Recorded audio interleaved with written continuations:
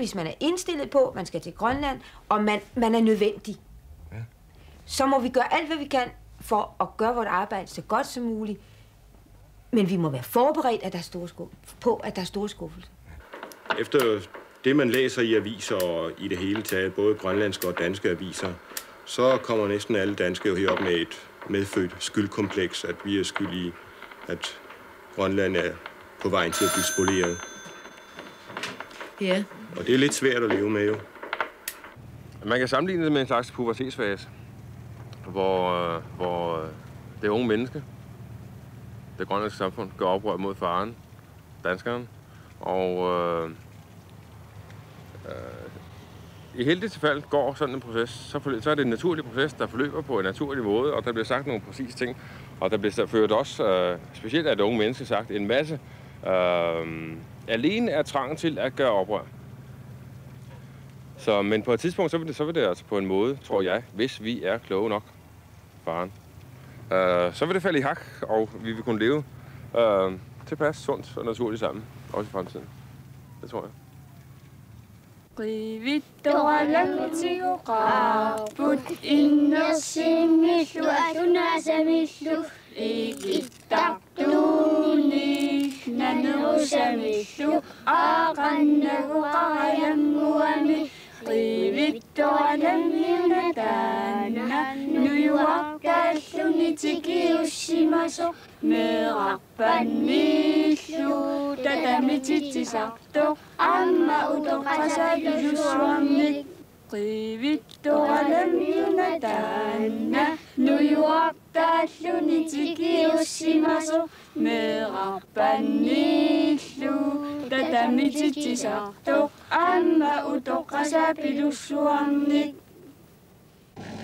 Cirka en tredjedel af alle arbejdspladser i Grønland er besat med danskere.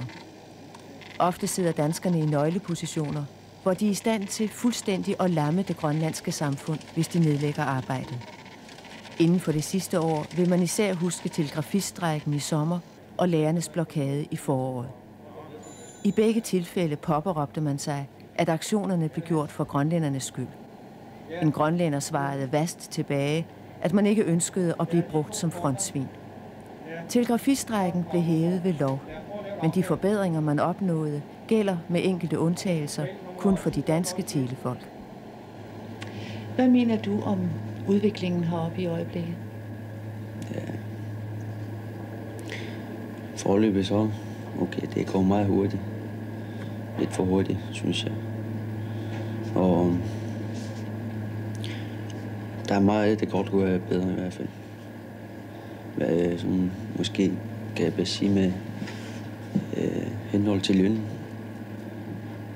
Og ja, der kunne det være meget bedre. Hvis bare der vil se, det er rette folk, der er forhandlet sig frem til det. For eksempel det løn, vi har her, det er i forhold til det udsendte, og så lokale der er det, vi får jo kun det halve, som en udsendt får. Jeg synes, at det er lidt for dårligt, når man skal sidde og arbejde sammen. Det er sådan en irritationsmoment mange gange. Hvad skal man gøre ved det? Hvad man skal gøre ved det?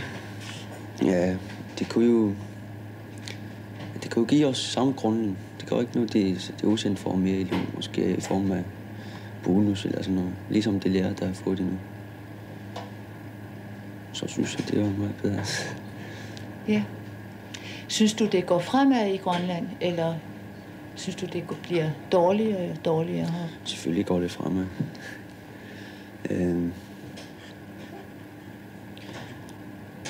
Ja, sådan rent teknisk, det nu er jeg selv tekniker, nu tænker jeg mest på teknik. Altså, det går meget, meget frem nu. Altså, nu skal vi snart til satellitter og sådan. Er I snart så mange grønlandske teknikere, så I kan overtage arbejdet? Så forsvinder jo problemet med forskningslønnen. Vi er ikke nok endnu. Der går nok en 10 år til, så kan jeg måske overtage 3/4 af det måske. Men ikke før. Der er i hvert fald få til det. Og forløbet, og jeg tror nok, der er 6, der er færdige før mig. Her fra firmaet. Og det er alle sammen søgt andre steder, fordi det løn, de får, det er altså latterligt. Søgt andre steder, hvorhen? Altså privat firma, nogle af dem, der tager til Færøerne. Der er sgu heller ikke rundt om, at der er nogen, der tager til Danmark også. Altså så arbejder for privat firma.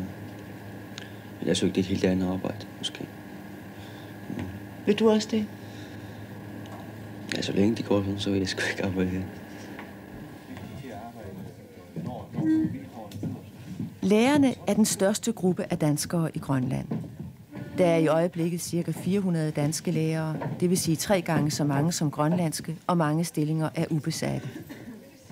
Lærerne opnåede ved forhandlingerne 2% lønstigning, så deres realløn nu skønnes at ligge på linje med en dansk løn i Danmark. Plus at de får grønlandstillæg, plus hjemrejse hvert år, plus bonus efter 5 år på 60.000 kroner. Den dyreste aftale, der nogensinde er indgået, siger Grønlandsministeriet. De grønlandske lærere, der har en dansk eller grønlandsk seminarieeksamen, har den samme grundløn, men de får ikke grønlandstillæg og ingen bonus og kun frirejse hvert 5. år. Det er her fødestedskriteriet kommer ind. Du er blevet lærer i dag. Tillykke med det. Tak. Hvor skal du hen og være lærer? Jeg har søgt til mit fødested. Det er Uummannaq. Det ligger i den nordlige del af vestkysten. Glæder du dig til det? Ja, meget. Nu bliver du jo placeret sådan i toppen af hele lønsystemet heroppe. Hvordan ser du på landsrådets ønsker om lønudjævning? Jeg er stort set meget enig i den beslutning, landsrådet har taget med hensyn til lønudjævning. Det betyder også, at man ikke alene tænker på den, toppen af dem, der ligger på lønsystemet, men også den jævne mand, at han her får mulighed for at få hæve sin løn på bekostning af de høje, dem, der får de høje løn. Men det er bare det, at den jævne mand har ikke så store muligheder for at gennemføre de tanker, der ellers er blevet taget af landsrådet. Og den anden side, det er de organisationer, som for eksempel, hvis vi tager Danmarks Lærerforening, de har en meget, meget stor magt over for regeringen, eller det hele taget Folketinget i Danmark. Er du ikke medlem af Danmarks Lærerforening? Jeg har overvejet, men det har jeg ikke besluttet endnu. Det samfund, som både de udsendte danskere og deres grønlandske kolleger skal leve i, er det samme. Priserne, de skal betale, selvsagt også. Men de ca. 9.000 danskere har i arbejdsindtægt til sammen omtrent det samme beløb til rådighed, som de 40.000 grønlændere skal deles om. Danske erhvervsdrivende har set, at man i den afsavnslidende dansker havde et godt og sikkert marked, og danskernes krav om dansk standard og dansk serviceniveau har nu skabt behov og forbrugsmønstre, der ingen forbindelse har med det grønlandske samfund. Det mærker grønlænderne, og især mærker de grønlændere, som ikke kan få dansk løn det. Det er lykkedes at få gjort hele Grønland til en slags dansk provinsby, hvor danskerne kan føle sig nok så meget hjemme som grønlænderne. Og mens de stærke danske organisationer, netop under henvisning til det høje prisniveau i Grønland, har fået deres krav nogenlunde igennem, har Grønlands Arbejdersammenslutning måtte opgive sit krav om 47% lønstigning, som ville have sikret den grønlandske arbejder en mindsteløn på 20 kroner i timen. I stedet fik man 16%, det svarer til ca. 17 kroner i timen. Ullutsindusarsaajuartalerput qallunaat sulisartukattuffii siuasaasartuliumuunnaarniarlutik akissarsiateqaffatinniarluit kalaallit sulisartukattufiannu siulittaasuulluni tamakkoqanoq isumaqarfiinartarpat oqaatisaajaqarpaa annilaarnartuusartut pissutigalu uut mannatikilluukingulliulluta isumaqatiginniartartuugatta taakkua aningaasalisutaassununatsinnut tungasumik atorluartarmatigit aammalu ilangarluarsimagaangatigit uutullinguukkaangatta ilisimasinneqartaannaratta taakkua ukualu aningaasali fiineqartariaqarneri pissutigaluit uagut imma annikitsigisuinnaarmi tuineqartariaqartugut tamanna mikinerungitsumi aamma akissarsiakinnerpaanut assoriussua qimaatsuusarpoq aammalu akissaatissigu immikkoortitinermik annertuumik ersertitiviusarluni taamaammat laantroimi ilaatigullu uagut politikkimi sulisugut ukiunikigullerpaani tamaviarluta anguniarsimaarput akissarsiat naligikkiartuaalernissaat таманнақануиллумит илуарсериарнеқарсинаава тааккуа акиссарсиаққортунерусут писассаринеқарту аннерсаа перераангити синнери тааматлаат сулисарту акиссарсиакиннерут писарнаат тааккуналигисиннернернissaа қануиллун илуарсинеқарсинаава тааккуа налигисарнеқарнissaат аёрнакусортуруссуармик илуарсааниарнеқартариақарунарпо тасса таана периусерисимасаагалуақ лаансроими политиккиккулсулеқатигиинни ассут аёрнарторсиутаа окиорманна пингаартумик исимақатигинниарнерит тикиситат исимақатигинниуннеқарнера тунгавигалу анигаасарпаалеруйуссуарне қаффариаатиссани пиумасақарлути илаатигу сулиумеуннаарумаллут сиорасаагалутик илиусеқармата наак налунгиккалуарлу уауmaanina юақависсуут акиссаатисиу қанникингатигисуут кисианни нунатсини налигииннерусуми акиссаатеқарнisса илаатигу ангуниарлу иммақами илимагалугу таама оқассагаани аюнгиннерусасораара намминерсорнерулернэрмик эққутсиниссақ сапингисатсин тамавиарта таперсерсорпарпут. Så længe man er nødsaget til at bruge danske læger, tror jeg nok, det må være på danske lønvilkår, at man ansætter dem. Og jeg tror heller ikke, at man kan nå at uddanne alle disse danske læger også til at tale perfekt grønlandsk. Så længe man er nødsaget til at bruge danske læger, må man nok finde sig i det problem, der består i det. Det, at danskerne ikke vil tage til Grønland uden økonomisk fordel, og at de samtidig ikke bryder sig om at sidde og få mere i løn end deres grønlandske kolleger, som ovenikøbet kan sproget, har betydet, at man har fået de forholdsvis få højt uddannede grønlændere, som for eksempel lærerne, ind i de danske fagforeninger, som nu arbejder for samme løn til grønlænderne som til danskerne, med grønlandstillæg til alle for at arbejde i Grønland. Men skulle man indføre dansk løn, altså lige løn, til alle i Grønland, ville det ikke alene betyde en evig afhængighed af Danmark, men også en væsentlig forøgelse af Grønlandsbudgettet. Og det er der næppe politisk mulighed for i Danmark. Derfor er der nu en del veluddannede grønlændere, der begynder at melde sig ud af de danske fagforeninger. De ønsker at solidarisere sig med den store lavtlønnede gruppe, som blandt andet de grønlandske fangere og fiskere, og især de grønlandske arbejdere hører til. Både fiskepriser og arbejdslønninger er nemlig baseret på det grønlandske samfunds ydeevne. Men det, at de højestlønnede bliver aflønnet efter danske forhold, og de lavestlønnede efter grønlandske, og at man i Grønland ikke har en progressiv skatteskala, alle betaler mellem 15 og 18%, giver nogle helt urimelige sociale forskelle af en størrelsesorden, som vi ikke kender til i Danmark. Alle politiske grupper i Grønland er opmærksomme på denne skævhed, og et enigt landsråd går ind for lønudjævning i Grønland.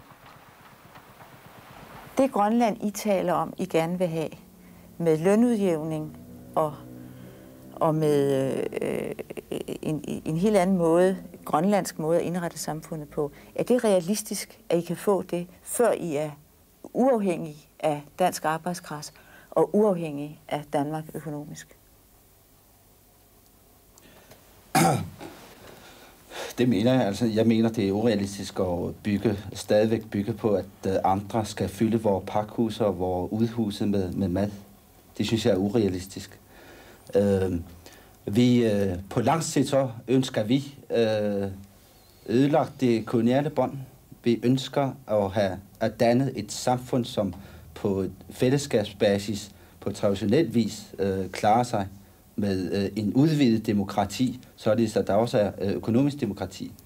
Vi ønsker at slå det kapitalistiske samfund i stykker, og vi mener, det er derfra alle problemerne stammer. Ja, og vi mener også, at vi kun kan gøre det ved at organisere os lokalt, og vi kun kan gøre det ved at arbejde sammen med folk, der på samme linje. Det vil sige, det er alle andre eskimoiske folk, og den tredje og den fjerde værd. Jeg mener ikke, det er urealistisk at arbejde for også i den nuværende statsretlige situation, en stadig stigende grad af grønlandsk politisk selvstændighed. Fordi der er ikke noget i grundloven, der forhindrer, at et folk kan have et udvidet grad af selvstyre, politisk selvstyre. Og det mener jeg, at det kommer selvfølgelig an på, hvordan moderlandet betragter spørgsmålet. Samarbejdsmulighederne er jo ikke bare betinget af, hvad vi heroppe fra mener, men hvad den anden part accepterer, om man er parat til at acceptere os som et folk med sit eget land, så vel som vi accepterer, at det danske folk er et folk, selvstændigt folk med deres eget land. Hvis vi kan respektere hinanden som to folk, mener jeg, at der er realistiske forudsætninger for at kunne samarbejde reelt, og ikke bare envejskommunikere. Jeg vil sige det på den måde, at vi i Atassut går ind for, at vi skal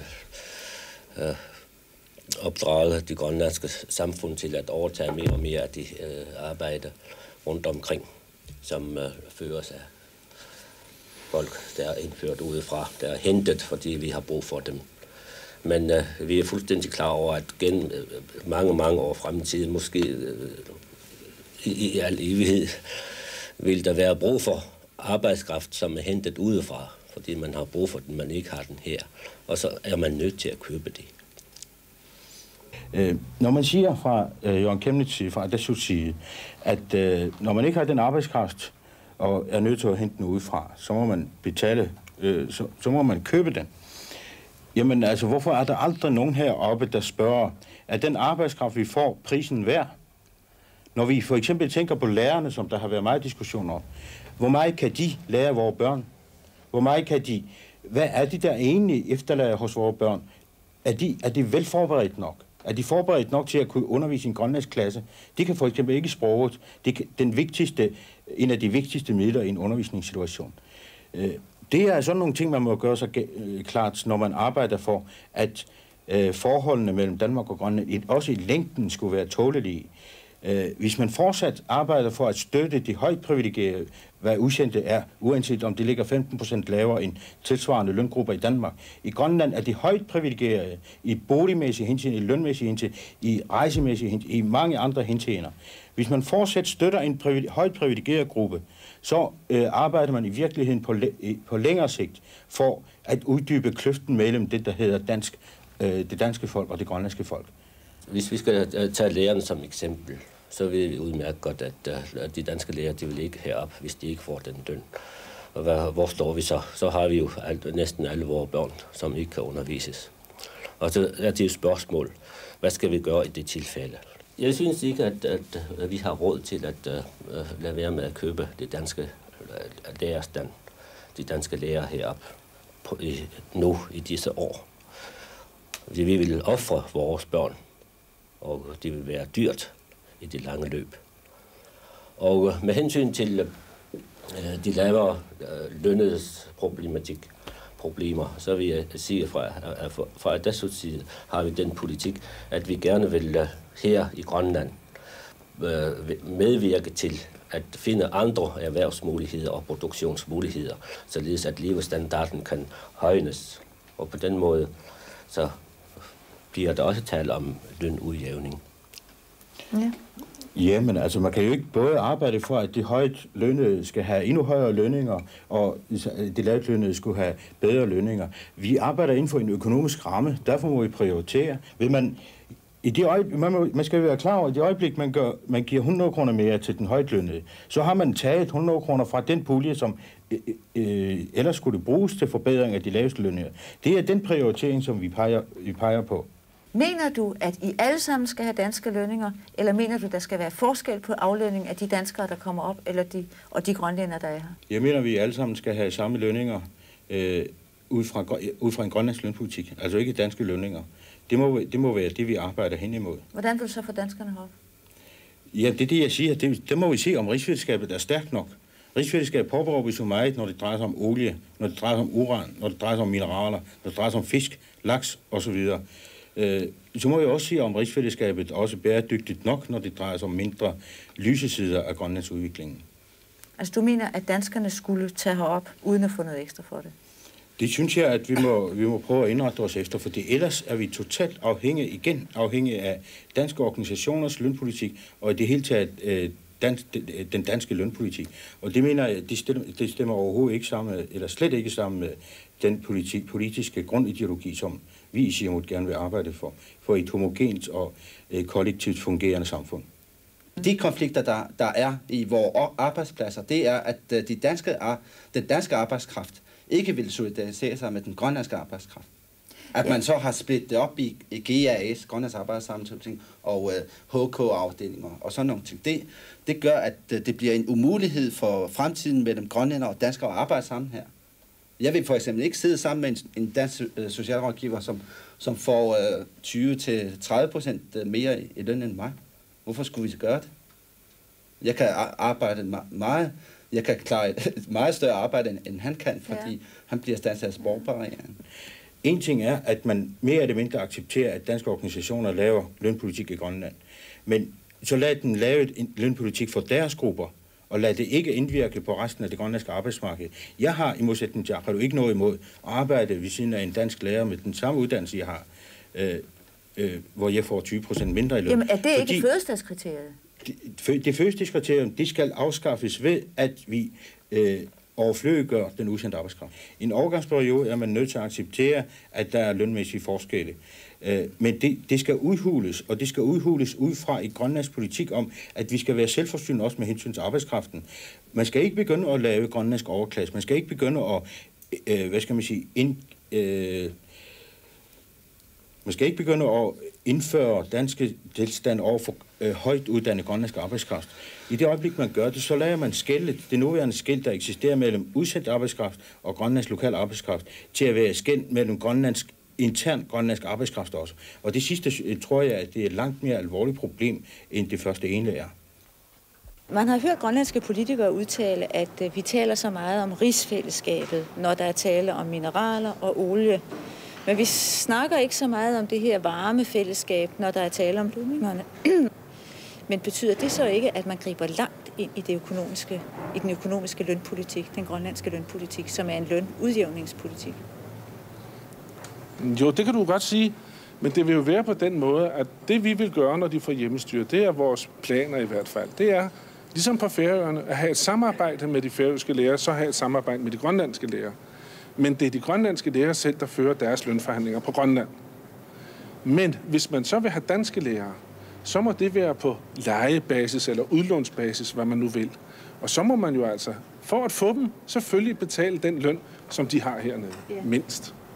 Det er jo sådan, at hvis man forlanger, at de højst lønnede, som grønlandske lærere hører til i Grønland, skal have danske lønninger, så bliver der så meget mindre til de lavest lønnede. Og så kan det grønlandske, som er et enigt ønske fra Grønlands Landsråd, om at nærme parterne til hinanden, så kan det jo aldrig blive til noget. Det er jo derfor, hvis de grønlandske lærere bliver enige om, at de vil være med i det grønlandske samfund og føre en udjævningspolitik, jamen så får de lov til det her Danmarkslærdforening. Men kommer de til os og siger, at vi vil altså føre en anden politik, vi vil have støtte fra jer som vores hovedfagforening, så får de støtte for os, hvis det er inden for rimeligheden. Men vi har et dilemma i øjeblikket, det vil jeg da give dig ret i. Vi har jo det dilemma, at der er grønlandske kolleger, der kommer til os og siger, at vi skal have dansk løn. Samtidig med, at de samme kolleger sidder i styrende organer rundt omkring Grønland og taler udjævningspolitik. Det kan ikke forenes.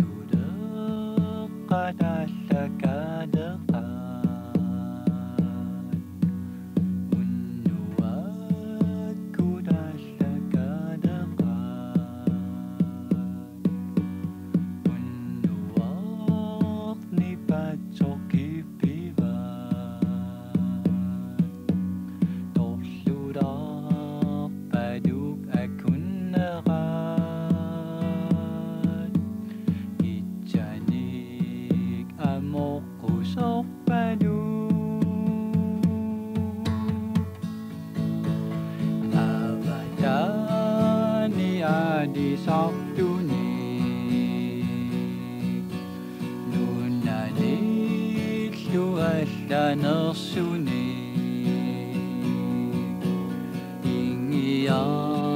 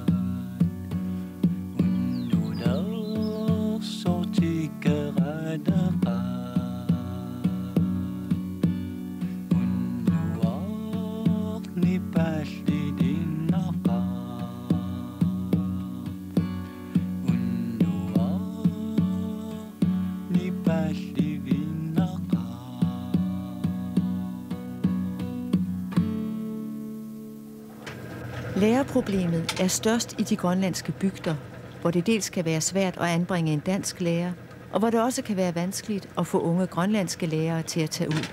Netop som de har smagt vores civilisations sødme under uddannelsen i Danmark eller Nuuk Godthåb. Men måske er det netop bygderne, man skal satse på i fremtidens Grønland. Her i Safanguaq har man afhjulpet et problem, som ellers hærger Grønland, nemlig spiritusproblemet. Den lokale udstedsbestyrer har simpelthen standset udhandling af spiritus og øl på stedet, og kan med stolthed melde, at der ikke har været brug for at udbetale socialhjælp i bygden siden. Men hvordan ser lærersituationen ud?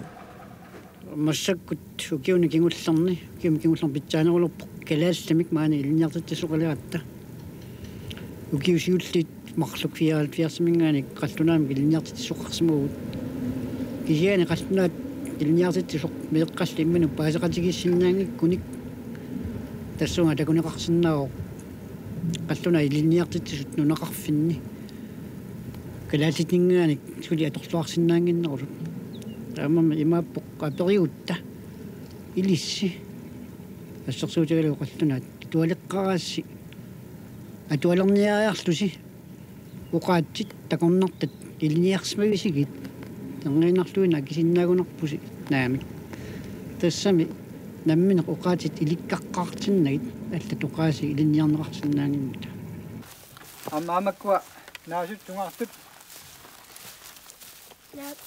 tungaartun makunni tikusariaatsi I det sidste år har man haft en grønlandsk lærer i Safanguaq. Lars Pele Bertelsen har været fisker i 10 år, før han blev lærer. Han er uddannet på den 2-årige linje på Grønlands Seminarium, en nøduddannelse, man har oprettet for at afhjælpe den akutte lærermangel.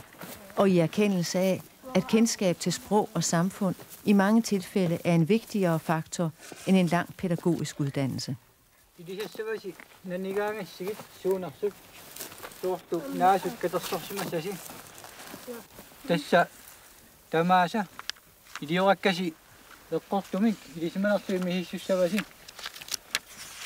Taasissaruarpusiaamma qanu atiqarnersut tauillit qaneqatilimik nassaarpit unaqanermuna atilik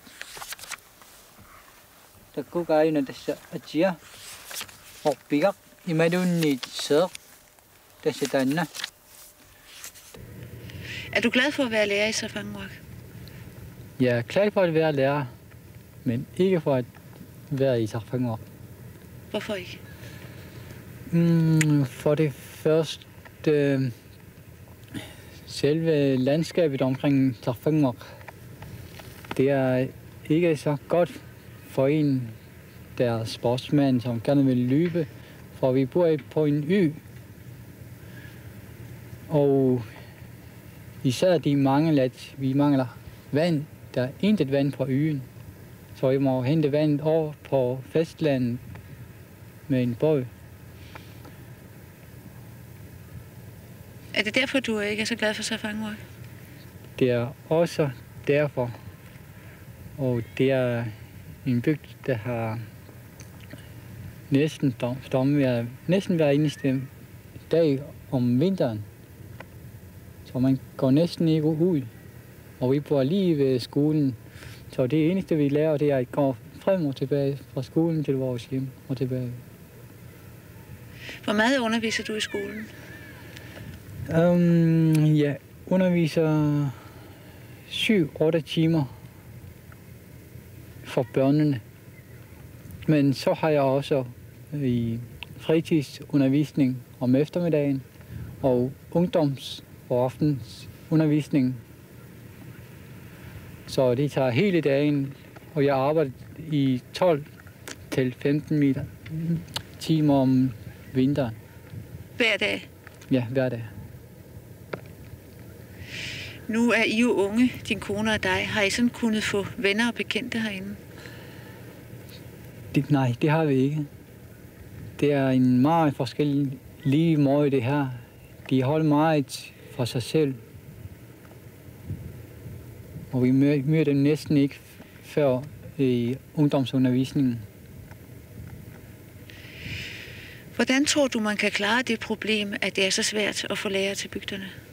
Skal man sende danske lærere herud? Jeg aflyste en dansk lærer, som har været her i 20 år. Og måske er det en af grunden til, at jeg ikke er så klar for at være i Sarfang, for det gav mange arbejde. For børnene i bygderne, de kunne slet ikke snakke dansk, og de forstår ikke dansk. Og den, der har været her, dansklærer, han kan ikke forstå grønlandsk. Så jeg måtte begynde med at undervise selv på afgangsklassen helt fra starten af.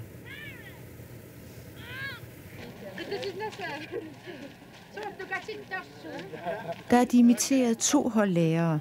Det er i alt 28 efter den 2-årige ordning. Og et 3. hold er i gang. Det regner man med bliver det sidste. Lærerforeningen har været stærkt imod de formindskede krav til uddannelsen, og man er bange for at skabe endnu flere kategorier inden for lønsystemet. Men det vil vare i alt fald 10 år endnu, før man har fuldt uddannede grønlandske lærere nok til at dække behovet. Så længe vil man altså være nødt til at satse på danske lærere. Men vil man også blive ved med at sende dem til Grønland, uden at de kender det grønlandske sprog, og uden at de kender noget til det grønlandske samfund? Mange af dem føler selv dette problem meget stærkt. Ikke også nu, fordi nu er det kun 2 år, ikke? Ja. Når man nu har været her nogle flere år, så er det ligesom om, at man sætter målene på et niveau, hvor man ved, at de nogenlunde kan opfyldes. Og samtidig så får man vel også mere fortrolighed både med arbejde og får måske også en mere naturlig holdning til eleverne, hvor de ikke står som noget helt fremmed, ligesom.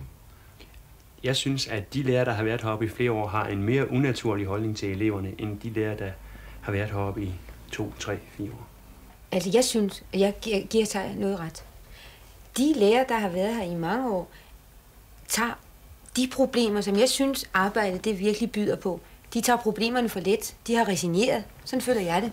Nej, det er ikke altså, helt enig. Det er netop sprogproblemet. Jo, fordi jeg forstår ikke, altså, at man kan blive ved med at undervise små grønlandske klasser i mange år heroppe, uden at lære sig grønlandsk. Fordi jeg synes, man går til på det. Jeg kan ikke holde til det.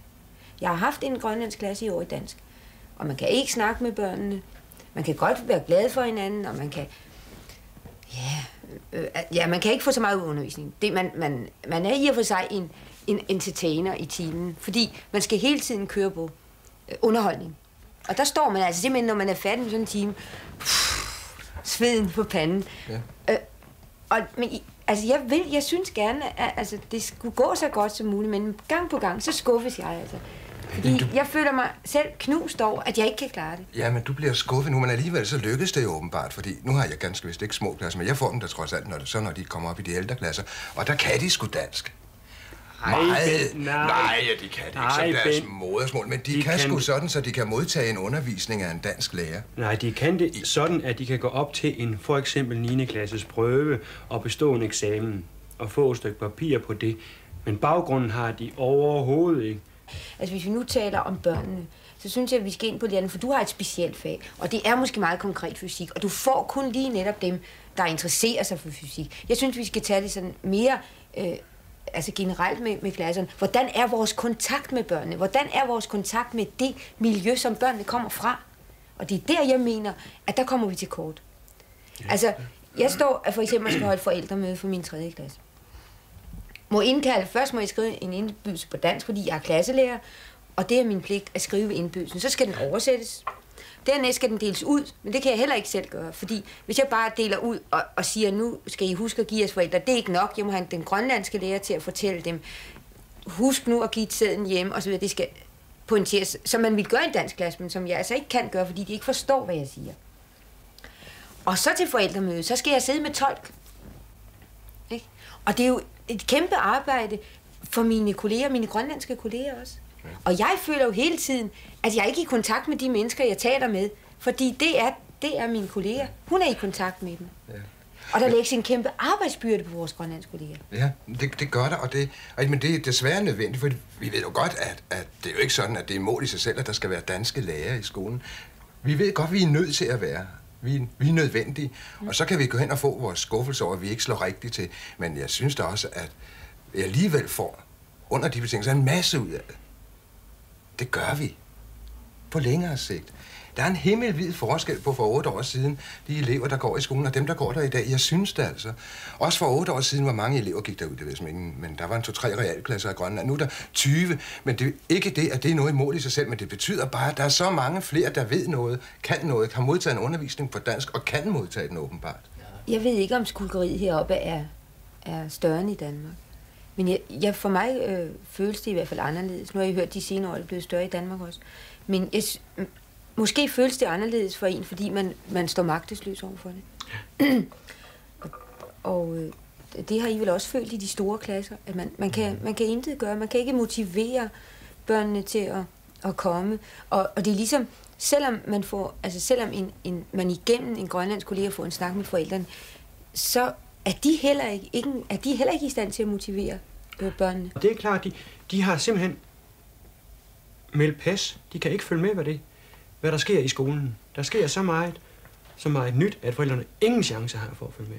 Og så står forældrene ligesom og mister det forhold, de burde have til børnene også. Ikke? Men når der sker så meget nyt, så er det jo også fordi, vi ikke kan udfylde den plads, som vi vil gøre i Danmark. Ikke? Altså, vi kan ikke informere forældrene nok om, hvad det er, der sker. Og det er måske specielt her i Godthåb, altså hvor skolerne er så store, og hvor der er så mange danske lærere. Ja. Jamen, alle manglerne snæver sig jo helt tilbage til, at kunne vi sproget, så var faktisk meget reelt, tror jeg. Og det tror jeg også, vi skal ind på meget mere, lære mere af sproget, og det mangler vi. Ja. Karina Mik Atarapunga. Helena Mik Atarapunga. Malina Mik Atarapunga. Grønlandsk er et sprog, der ligger så fjernt fra dansk, at selv børn, der bor i Grønland og har en grønlandsk far eller mor, kan være nødt til møjsommeligt at lære sig grønlandsk, hvis de for eksempel har boet i Danmark som små, og især hvis de nu bor i en by med mange danske børn.